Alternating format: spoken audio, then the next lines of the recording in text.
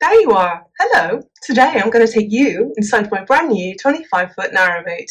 It's being built right now, and I want to show you like the different design choices I've made, like the layout, the colours I've chosen, and a choice that I've been told not to do, but I'm going to do it anyway. So grab yourself a cup of tea, take a comfy seat, and jump on board. The boat is going to be 25 foot long and in the most beautiful colours. I wanted all of the windows the same, so the square looking windows rather than portholes. Because it's a holiday boat, you can either have portholes or you can have the square swivel kind of windows. And if I was living aboard, I would definitely go for portholes because they keep the boat warmer. But because my boat's going to be a holiday weekend boat, I just want the light to pour in it for just to be lovely and nice and bright. So that's my design choice of having all scroll windows throughout, including in the wet room.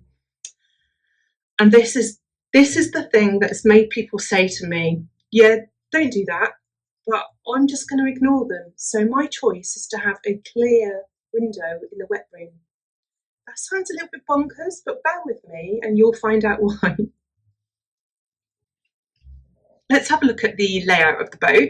So it starts with the pointy end, which is the front end, which is also known technically as the bow. And there's going to be a couple of seats in there at the front. They're going to be quite small because the boat itself is quite small, but it'll be perfectly fine for me to sit out and read a book of an evening. That'll be just lovely. Little space for me and the dog. And then as you move into the boat, you come in, there's two seats opposite each other, and they convert into a double bed, which is fantastic. So double bed there, you can seat 4 people there quite comfortably, or just lounge about on your own, which is ideal for me. And then that is followed by the kitchenette opposite the wet room. Doesn't take up much space, doesn't have to be big, just a little dinky holiday boat. And then further along from that are 2 dinettes, so 2 seats opposite each other that convert into 2 single beds. So you could sleep 4 people on the boat if you really wanted to. Personally, I don't.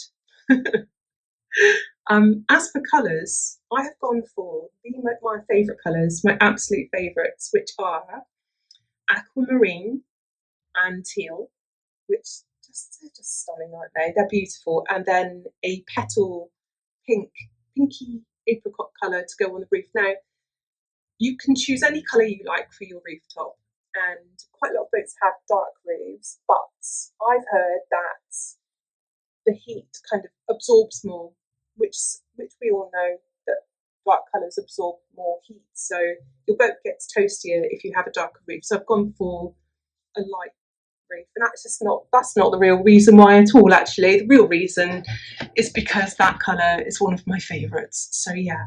A note on the paint as well, actually. I found a company that sells little tester pots of the BS British Standard 4800 paint. They are called One Stop Aerosols, and I think these were probably about £7 each, and they were either on a 3 for 2 or but not I don't think they were more than £15 for the 3 of them, which I think is brilliant because when you look at a colour chart, you're really not sure that they're going to actually go together.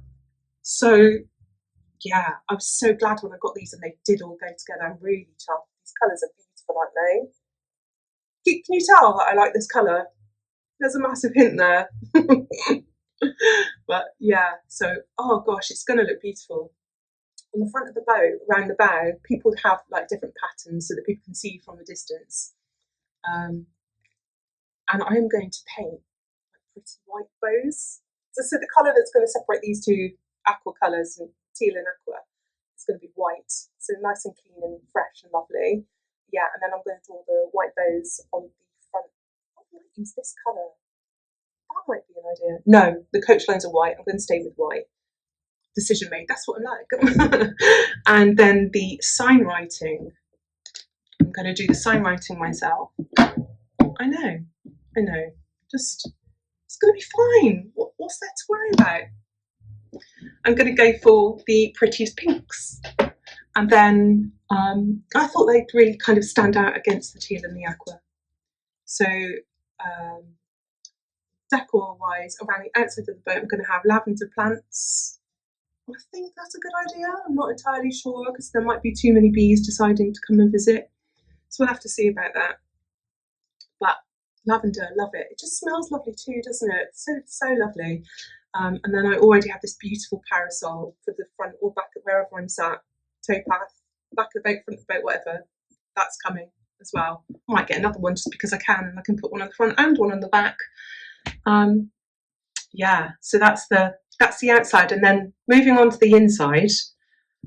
I've gone for the walls inside. There aren't many walls, but there are walls. I've gone for Farrow and Ball's Mizzle, which is a very light greyish green. No, greenish grey. I'm not a grey person, but I thought it's like a muted colour because everything else in there is super bright and really colourful. And I like my pinks and I like my greens, but I think Mizzle would be nice and calming, but it's fresh, you know, it's good for summer and winter. So I've gone for that. And the flooring will be slate grey. It's kind of like a charcoal grey. I should be putting a picky of it up here somewhere. But it's a really warm grey. I don't like calling it grey. We'll call it charcoal, okay? Because that makes me a bit happier than grey. I'm not the grey person. When that grey trend came in, no, forget it. I just don't do grey. And then the fabric for the seating, for those, the dinettes and the two seats opposite each other that change to beds, all of that's going to be burgundy, a wine. Oh, same colour as my nails. Yeah, also, can you tell that that's another one of my favourite colours?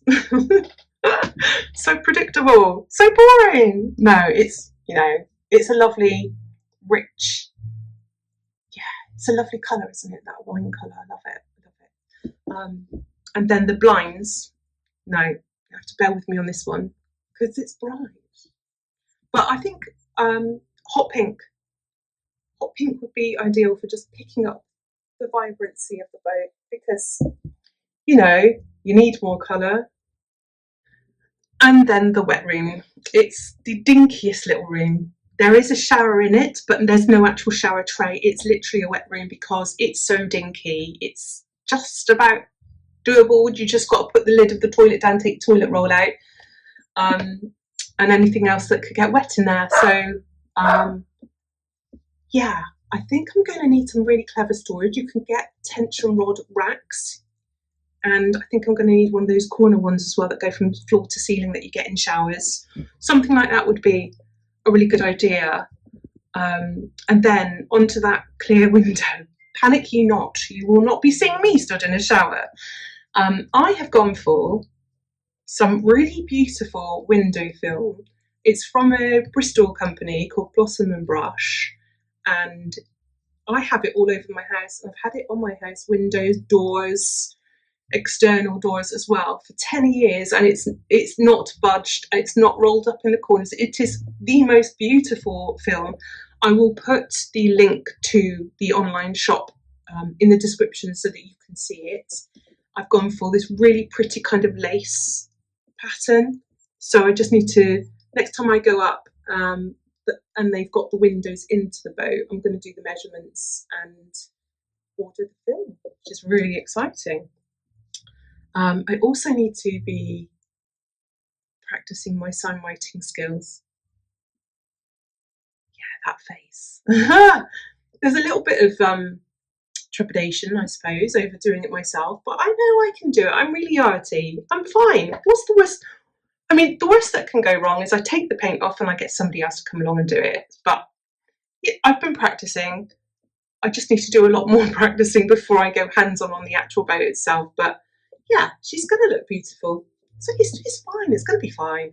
But I just want to say thank you for coming along with me. Stay with me. And we will see how the boat building journey is going next time we go up to the boat builders. So in the meantime, if you've enjoyed this vlog, please give me a little thumbs up. That would be wonderful. Or leave a comment. If you've got any questions at all, please leave them in the comments. I'd really appreciate. And any feedback or advice you've got, I may not take it, but I will listen. And if you could subscribe, that would be wonderful. Thank you. And in the meantime, I will see you for the next vlog au reservoir.